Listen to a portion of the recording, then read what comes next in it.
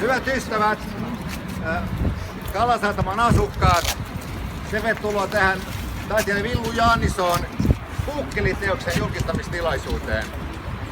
Muistan, me oltiin jossain Lapin matkalla parin ystävän kanssa, niin mä yritin niille epätoivoisesti näyttää Kuukkelia ja koskaan ei löytynyt.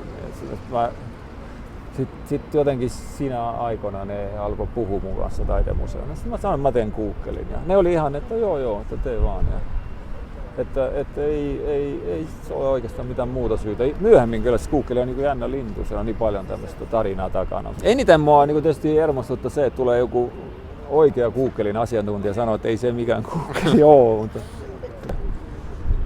se niin hyvä kuin mä pystyn. Onnittelut vielä tästä. Kiitoksia.